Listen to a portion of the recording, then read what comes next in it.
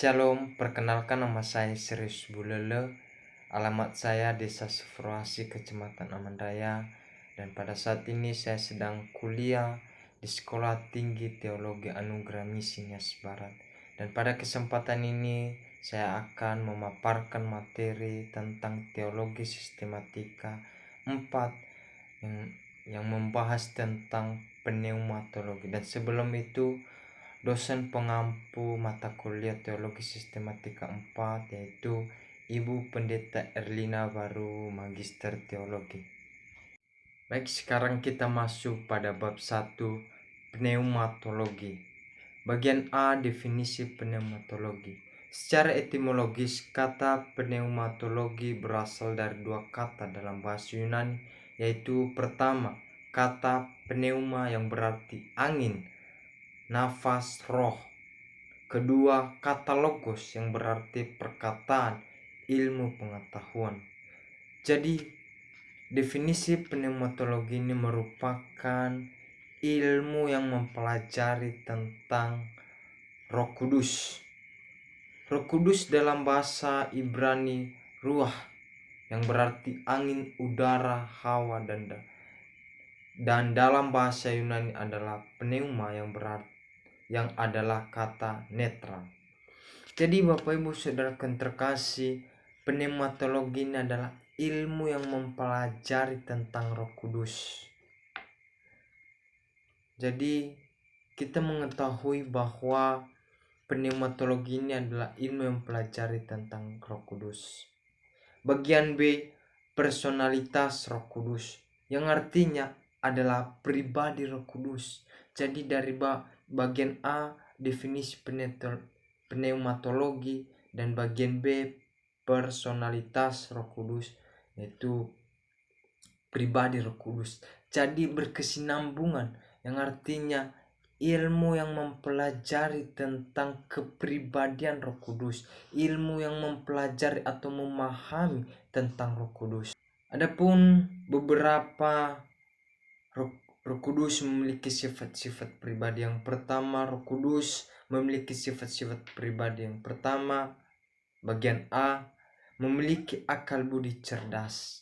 Jadi Roh Kudus ini memiliki akal budi yang cerdas daripada manusia. Jadi ketika Roh Kudus sudah ada di dalam kehidupan kita, Roh Kudus memberikan kita akal budi yang cerdas. Bagian B, pengetahuan. Roh Kudus memiliki pengetahuan yang lebih baik. Ketika kita meminta Roh Kudus ada dalam hidup kita, maka kita memiliki pengetahuan yang berasal dari Roh Kudus. Bagian C, pikiran. Roh Kudus memiliki pikiran yang cerdas. Makanya Bapak Ibu Saudara terkasih, banyak orang sekarang ini selalu meminta untuk Roh Kudus hadir dalam kehidupannya. Bagian D, emosi. Terkadang kita sebagai manusia, kalau tidak ada pimpinan Roh Kudus dalam kehidupan kita, emosi kita tidak terkontrol. Tetapi ketika hidup kita dipimpin oleh Roh Kudus, maka emosi kita terkontrol karena ada Roh Kudus yang mengingatkan kita supaya emosi kita terkontrol dan mengatasinya. Bagian E, kehendak. Roh Kudus juga memiliki kehendak. Jadi Bapak Ibu Saudara terkasih, Roh Kudus ini memiliki kehendak dalam hidup kita untuk mengatur kita, untuk membimbing kita, mengarahkan kita. Jadi Bapak Ibu Saudara terkasih, itu beberapa pribadi Roh Kudus. Dan bagian kedua, karyanya menginformasikan personalitasnya. Roh Kudus menampilkan karya-karya yang serupa dengan karya-karya dari Allah Bapa dan Putra. Ada beberapa karya Roh Kudus. Yang pertama atau bagian A, Roh Kudus mengajar. Jadi Roh Kudus ini juga tidak hanya saja memiliki kepribadian, tetapi memiliki karya itu mengajar. Kalau kita mengajar, tentu kita harus memiliki yang namanya pimpinan daripada Roh Kudus. Agar apa yang kita berikan atau apa yang kita ajarkan orang dapat memahami. Bagian B, Roh Kudus bersaksi lewat kehidupan kita. kita dipimpin Roh Kudus untuk bisa bersaksi bagi orang bagaimana betapanya baiknya Tuhan dalam kehidupan kita. Bagian C, Roh Kudus membimbing, Roh Kudus mengarahkan, membimbing kita ke jalan yang benar. Roh Kudus meyakinkan kita bahwa keselamatan itu hanya ada di dalam Yesus Kristus. Jadi itulah karya-karya Roh Kudus dalam kehidupan kita. Bagian E, Roh Kudus melahirbarukan kita. Jadi Roh Kudus ini memiliki karya untuk melahirkan barukan kita, untuk memiliki hidup yang baru, hidup yang mengenal kebaikan Tuhan. Roh Kudus bagian F, Roh Kudus menjadi pedoman syafaat. Roh Kudus ini juga menjadi pedoman hidup kita untuk selalu berdoa, meminta pimpinan daripada Roh Kudus. Bagian G, Roh Kudus memerintah. Betul, Roh Kudus ini memerintah kita untuk melakukan perintahnya Tuhan dalam kehidupan kita. Jadi Bapak Ibu Saudara terkasih, itu berapa karya Roh Kudus. Jika Roh Kudus selalu ada dalam kehidupan kita. Bagian ketiga, posisinya menginformasikan personalitas. Ada beberapa bagian A, Roh Kudus dapat didukakan. Jadi terkadang kita ini yang tidak mengetahui pekerjaan Roh Kudus dalam kehidupan kita lupa kita menduakan Roh Kudus. Roh Kudus dapat dihujat. Kita terkadang lupa pekerjaan Roh Kudus dalam hidup kita. Kita menyalahkan, itu bukan Roh Kudus, itu karena kuat saya, bukan Bapak Ibu Saudara terkasih. Roh Kudus dapat ditolak. Banyak orang yang menolak Roh Kudus bekerja dalam hidup ini. Jadi saya percaya bahwa kita harus selalu menerima Roh Kudus, menerima pimpinan yang daripada Roh Kudus. Roh Kudus dapat didustai. Jadi Bapak Ibu Saudara terkasih, jangan pernah kita mendustai Roh Kudus, tetapi kita selalu menerima Roh Kudus sebagai pimpinan dalam hidup kita, untuk mengarahkan kita untuk melakukan yang baik. Bagian Roh Kudus dapat ditaati. Betul, Roh Kudus juga dapat ditaati ketika kita membuka hati untuk Roh Kudus untuk mau bekerja dalam kehidupan.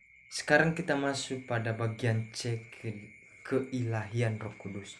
Keilahian Roh Kudus ini merupakan sebuah kepribadian Allah.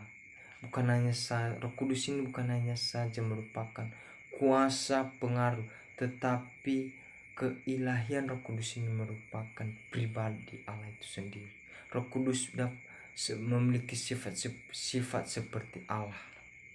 Jadi Bapak Ibu Saudara terkasih, keilahian Roh Kudus ini juga dicerminkan sebagai pribadi Allah. Bagian D, atribut ilahi Roh Kudus. Ada beberapa atribut ilahi Roh Kudus. Yang bagian pertama, hidup. Jadi Bapak Ibu Saudara terkasih, hidup merupakan suatu atribut ilahi, sebagaimana Bapa dan Putra memiliki hidup pada dirinya. Jadi atribut ilahi Roh Kudus ini hidup, yang memiliki hubungan yang erat dengan Bapa. Bagian 2, Maha tahu. Roh Kudus Maha tahu apa yang kita lakukan. Roh Kudus sudah tahu. Tuhan sudah tahu apa yang kita lakukan, apakah yang baik atau yang tidak baik. Yang ketiga, Maha kuasa. Allah atau Roh Kudus ini Maha kuasa. Roh Kudus ini memiliki kuasa dalam kehidupan kita untuk membimbing kita. Bagian keempat, Maha hadir. Roh Kudus selalu hadir dalam kehidupan kita. Jadi Bapak Ibu Saudara terkasih, jangan pernah tutup hatimu, jangan pernah keraskan hatimu untuk Roh Kudus hadir dalam hidup kita. Kekal, Roh Kudus ini kekal. Roh Kudus ini memiliki kekudusan. Roh Kudus ini memiliki kasih.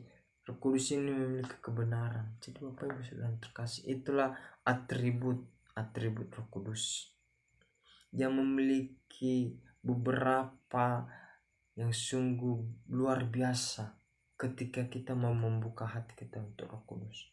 Bagian E, karya ilahi dari Roh Kudus. Ada beberapa karya ilahi Roh Kudus. Yang pertama, pencipta. Kalau kita mengetahui pada Kejadian 1 ayat 2, ia berkata, pada mulanya Allah menciptakan langit dan bumi. Jadi pada mulanya Allah sudah ada sebelum dunia yang diciptakan. Dia berkata di firman-Nya, pada mulanya Allah menciptakan dan langit. Jadi Roh Kudus ini terlibat dalam karya penciptaan Allah. Bagian kedua, kelahiran Kristus. Bagi ketiga, inspirasi kitab suci. Keempat, regenerasi. Regenerasi berarti memberi kehidupan. Jadi Bapak Ibu Saudaraku yang terkasih, karya ilahi dari Roh Kudus ini memberikan regenerasi, berarti memberikan kehidupan yang kekal. Perantara. Keenam, pengudusan. Ketujuh, penolong orang kudus. Jadi Roh Kudus ini penolong bagi orang yang kudus, yang mau memberikan hati untuk dipimpin oleh Roh Kudus. Sekarang kita masuk pada F, presentasi Roh Kudus. Ada beberapa deskripsi penggambaran dari Roh Kudus. Yang pertama, pakaian. Yang kedua, merpati. Ketika Yesus dibaptis, apa yang terjadi? Roh Kudus turun dari surga melalui merpati. Yang ketiga, jaminan. Paulus mengatakan bahwa Allah memberikan Roh Kudus dalam hati kita sebagai jaminan. Jadi Bapak Ibu Saudara yang terkasih, Allah memberikan Roh Kudus dalam hati kita sebagai jaminan untuk membawa kita untuk melakukan pekerjaan Allah dalam kehidupan kita, memberikan kita jaminan keselamatan. Keempat, api. Yang kelima, minyak. Yang keenam, materai. Allah memateraikan kita sebagai anak Allah atau orang yang percaya kepada Yesus Kristus. Karena kita sudah ditebus, kita dimateraikan, kita sebagai anak-anak Kristus. Ketujuh, air. Kedelapan, angin. Jadi Bapak Ibu Saudara yang terkasih, itu beberapa bagian daripada presentasi Roh Kudus. Sekarang kita masuk pada bagian D, pelayanan Roh Kudus dalam Perjanjian Lama. Bagaimana pelayanan Roh Kudus dalam Perjanjian Lama? Di Hezkiel pasal 11 ayat 19 berkata bahwa aku akan memberikan mereka hati yang lain dan roh yang baru di dalam batin mereka. Juga aku akan menjauhkan dari tubuh mereka hati yang keras dan memberikan mereka hati yang taat. Jadi pelayanan Roh Kudus dalam Perjanjian Lama ini dijelaskan di kitab Hezkiel pasal 11 ayat 19 bahwa Roh Kudus memberikan hati yang lain. Roh Kudus memberikan hati yang baru untuk memiliki hati yang taat terhadap Roh Kudus dan terhadap perintah Allah dalam kehidupan kita. Jadi Bapak Ibu Saudara terkasih, mari kita memberikan, ketika Roh Kudus sudah bekerja dalam hati kita, mari kita taat terhadap perintah Tuhan dalam kehidupan kita. Sekarang kita masuk pada bagian H, Roh Kudus mendiami manusia secara selektif. Dalam Perjanjian Lama, Roh Kudus ini mendiami manusia secara selektif atau sementara karena banyak hal yang harus ia kerjakan. Sedangkan di dalam Perjanjian Baru, Roh Kudus mendiami secara permanen karena Roh Kudus untuk mau mengerjakan lebih aktif untuk mengerjakan perintah Tuhan dalam kehidupan kita. Jadi Bapak Ibu Saudara terkasih, karena Perjanjian Baru ini adalah sebuah penggenapan dari janji Allah. Jadi Roh Kudus dalam Perjanjian Baru ini mendiami manusia secara permanen untuk mengerjakan perintah Allah dalam kehidupan. Sekarang kita masuk pada bagian I, kemampuan untuk melayani. Dalam Perjanjian Lama, Roh Kudus diberikan pada waktu memilih seseorang untuk melaksanakan tugas tertentu. Jadi di dalam Perjanjian Lama ini, Roh Kudus diberikan waktu untuk memilih seseorang untuk melaksanakan tugas tertentu. Ketika tugas itu sudah selesai, maka Roh Kudus berpindah mencari lagi untuk mengerjakan sesuatu hal. Sekarang bagian J, relasi Roh Kudus dengan Kristus. Yesaya bernubuat bahwa Roh Kudus akan tinggal pada Mesias dan memberikan hikmat, kekuatan, dan pengetahuan kepadanya dalam pelayanannya. Injil terus-menerus mencerminkan kuasa dari Roh Kudus atas Kristus dalam pelayanan. Jadi Roh Kudus ini memiliki relasi dengan Kristus untuk diberikan hikmat, kekuatan, pengetahuan yang daripada Tuhan. Jadi Bapak Ibu Saudara terkasih, itulah butuhnya dalam kehidupan kita ini relasi kita dengan Tuhan, relasi kita membangun hubungan kita kepada Tuhan supaya kita terus dipimpin dengan kuasa Roh Kudus. Sekarang kita masuk bagian H, kehidupan dan pelayanan Kristus. Roh Kudus mengurapi Kristus. Lukas pasal 4 ayat 18 mengidentifikasikan Kristus dirapi oleh Roh Kudus. Kita melihat bagaimana pelayanan Kristus semenjak ia di dunia. Banyak mujizat yang ia lakukan, banyak penyembuhan yang ia lakukan. Salah satu mujizat yang ia lakukan itu ia memberikan makan 5.000 orang dengan 5 roti 2 ikan. Itu sebuah mujizat yang sungguh luar biasa ketika semasa Yesus berada di dunia. Ada beberapa terdapat dibuat untuk meringkas pengurapan Kristus, yaitu pertama, pengurapan itu menunjukkan bahwa Yesus adalah Mesias dan Raja Israel. Dan ketiga, pengurapan memperkenalkan Yesus pada pelayanannya di muka umum. Ketiga, pengurapan itu memberikan kuasa kepada Yesus untuk pelayanannya. Keempat, pengurapan merupakan tanda kontentika keilahian dari Yesus. Jadi itu beberapa ringkasan pengurapan daripada Roh Kudus.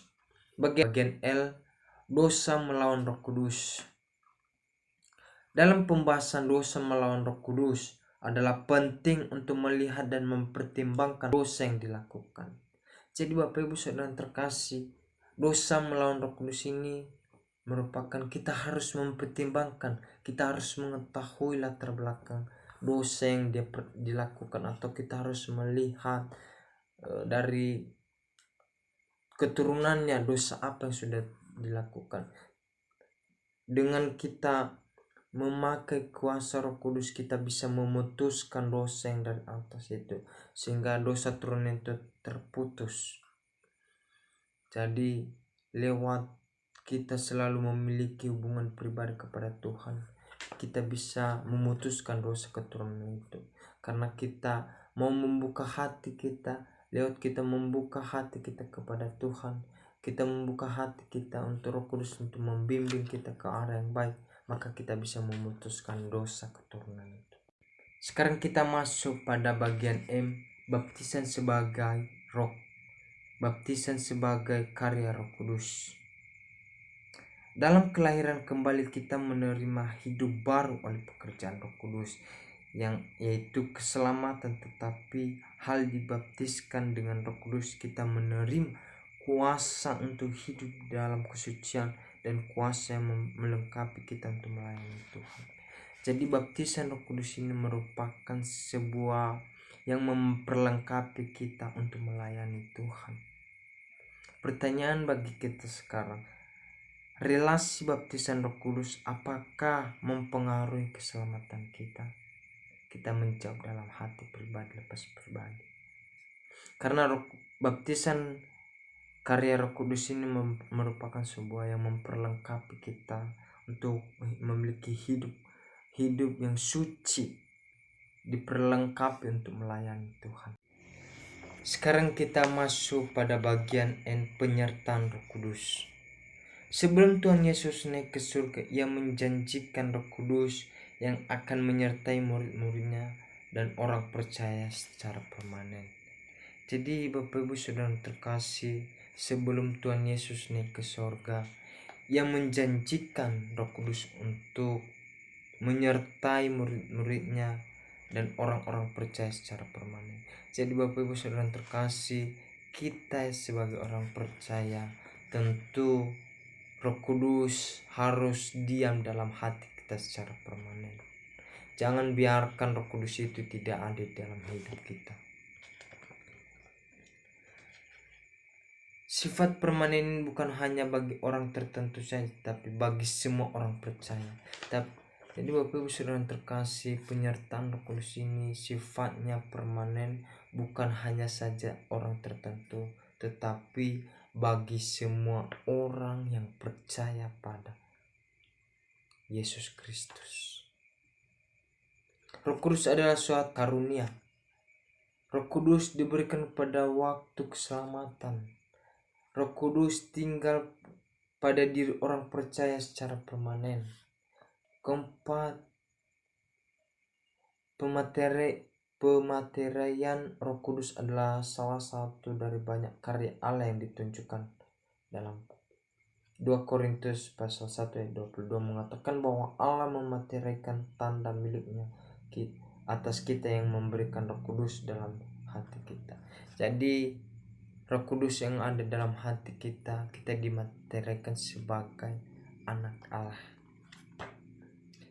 Roh Kudus diberikan kepada semua orang percaya kepada Kristus. Jadi Roh Kudus ini tidak terbatas bagi semua orang, bagi yang percaya kepada Yesus Kristus. Jadi Bapak Ibu Saudara yang terkasih, mari kita percaya pada Roh Kudus mari kita percaya pada Yesus Kristus supaya Roh Kudus selalu ada dalam hati kita dan permanen dan selalu membimbing, menolong kita untuk melakukan segala perintah Allah.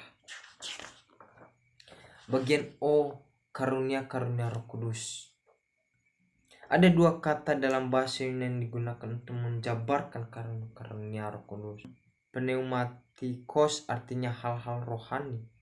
Jadi pneumatikos ini merupakan hal-hal rohani, hal-hal yang membangun, hal-hal yang mengenai Allah, bukan hal-hal dengan duniawi. Yang kedua, krisma artinya pemberian berdasarkan anugerah. Karunia Roh Kudus ini yaitu pemberian yang diberikan dalam hidup kita berdasarkan anugerah, bukan berdasarkan karena kehendak kita, tetapi karena anugerah daripada Tuhan. Karunia rohani tidak sama dengan bakat alamiah. Jadi karunia rohani ini tidak sama dengan bakat alamiah. Mungkin ada kaitan, tetapi satu bakat alamiah adalah suatu kemampuan yang dimiliki seseorang sejak lahir dan kemudian berkembang. Karunia rohani diberikan secara supranatural oleh Allah pada saat pertobatan. Jadi kita diberikan karunia Allah atau karunia rohani ketika kita benar-benar bertobat untuk melakukan pekerjaan atau mengikut jalan Kristus. Baik, sekarang kita masuk pada bagian P, deskripsi dari karunia-karunia rohani. Ada beberapa poin yang daripada karunia-karunia rohani. Yang pertama, rasul, kita sebagai rasul untuk memberitakan Injil. Kedua, nabi. Dan yang ketiga, mujizat. Kita bisa melihat dalam kitab 1 Korintus pasal 12 ayat 10 dan ayatnya ke-28. Keempat, kesembuhan. Kita bisa melihat dalam kitab 1 Korintus pasal 12 ayat 9. Kelima, bahasa-bahasa lidah. Kita bisa melihat 1 Korintus pasal 12 ayat 28. Keenam, penginjilan. Kita bisa melihat dalam kitab Efesus pasal 4 ayat 11. Dan ketujuh, pendeta atau pengajar. Kita bisa melihat dalam kitab Efesus pasal 4 ayat 11. Kedelapan, melayani. Kita bisa melihat dalam kitab Roma pasal 12 ayat 7. Kesembilan, menolong. 1 Korintus pasal 12 ayat 28. Kesepuluh, iman. 1 Korintus pasal 12 ayat 9. Ke-11, menasehati. Kita bisa melihat dalam kitab Roma 12 ayat 8. Ke-12, membedakan roh. Kita bisa melihat dalam kitab 1 Korintus pasal 12 ayat 10. Ke-13, murah hati. Kita bisa melihat dalam kitab Roma pasal 12 ayat ke-8. Ke-14, memberi. Roma pasal 12 ayat ke-8. Ke-15, memimpin. Roma pasal 8 dan 1 Korintus pasal 12 ayat 28. ke-16 hikmat 1 Korintus pasal 12 ayat ke-8, ke-17 1 Korintus pasal 12 ayat ke-8. Jadi Bapak Ibu Saudara terkasih, itu beberapa hal atau 17 hal karunia-karunia rohani. Jadi ketika kita mau memiliki karunia-karunia rohani, mari kita membuka hati kita untuk Roh Kudus diam dalam hidup kita, untuk kita dapat memiliki karunia rohani. Jangan keraskan hatimu untuk Roh Kudus untuk memimpin hidup kita. Baik, sekarang kita masuk pada bagian cure, pemenuhan oleh Roh Kudus. Dasar dari kepenuhan oleh Roh Kudus kita bisa melihat dalam kitab Efesus pasal 5 ayat 18 yang berkata, hendaklah kamu penuh dengan Roh Kudus. Jadi Bapak Ibu Saudara terkasih, firman Tuhan berkata, hendaklah kamu penuh dengan Roh Kudus. Hendaklah kita harus penuh dengan Roh Kudus supaya kita dapat berbicara sesuai dengan kehendak Tuhan ketika kita menyampaikan firman Tuhan. Hendaklah kita dipenuhi dengan kuasa Roh Kudus, bukan dengan kuasa yang tidak berasal dari Tuhan. Ada beberapa poin pemenuhan oleh Roh Kudus yang harus terjadi, karena yang pertama, esensial untuk mendewasakan orang percaya. Jadi Roh Kudus harus memenuhi kita untuk mendewasakan rohani kita, untuk mendewasakan kita bahwa kita sebagai orang percaya. Yang kedua, esensial untuk pelayanan orang percaya. Ketika kita dipenuhi dengan kuasa Roh Kudus, maka pelayanan kita sebagai orang percaya tidak sia-sia, melainkan nama Tuhan dimuliakan, nama Tuhan ditinggikan di atas kerajaan sorga. Efesus 5 ayat 8 mengajarkan 3 faktor tentang konsep dipenuhi oleh Roh Kudus. Yang pertama, 1 perintah. Roh Kudus ini kita tahu bahwa ia memerintah kita untuk melakukan pekerjaan Allah di dunia. Orang percaya diperintahkan untuk harus menerus dipenuhi oleh Roh Kudus untuk kedewasaan dalam pelayanan. Jadi Bapak Ibu Saudara terkasih, Roh Kudus yang sudah dipenuhi dalam hidup kita, kita sebagai orang percaya yang sudah memiliki atau kita sebagai orang percaya yang sudah diperintahkan untuk terus menerus dipenuhi oleh Roh Kudus dalam pelayanan, tentu nama Tuhan terus dimuliakan. Kedua, bersyarat ketaatan pada perintah dan kitab suci adalah harus supaya dipenuhi oleh Roh Kudus. Kita juga harus taat pada perintah Tuhan. Kita harus taat pada perintah kitab suci supaya kita dipenuhi terus Roh Kudus. Bagian ketiga, berulang. Efesus pasal 5 adalah dalam bentuk present imperatif yang artinya perintah untuk terus, melainkan peristiwa yang berulang-ulang. Ini merupakan perintah untuk melakukan tugas kita atau perintah Allah yang terus berulang-ulang dalam kehidupan kita. Ada beberapa perintah yang berhubungan dengan pemenuhan oleh orang percaya oleh Roh Kudus. Yang pertama, jangan menduakan Roh Kudus. Betul, kalau kita sudah percaya kepada Kristus, percaya pada Roh Kudus, jangan pernah duakan Roh Kudus. Kedua, jangan memadamkan Roh Kudus dalam hidup. Jangan kita pernah memadamkan Roh Kudus yang ada dalam hidup kita. Kalau kita memiliki roh-roh yang menyala-nyala untuk melayani Tuhan, jangan pernah padamkan. Yang ketiga, berjalan dalam roh. Kita harus berjalan dengan pimpinan Roh Kudus. Keempat, hal lain pengakuan dosa. Tentu ketika kita sudah dipimpin oleh Roh Kudus, kita harus melakukan atau mengakui segala dosa kita dan kita harus bertobat. Jadi Bapak Ibu Saudara terkasih, itu saja pembahasan dari bab 1 pneumatologi. Demikian, Salam.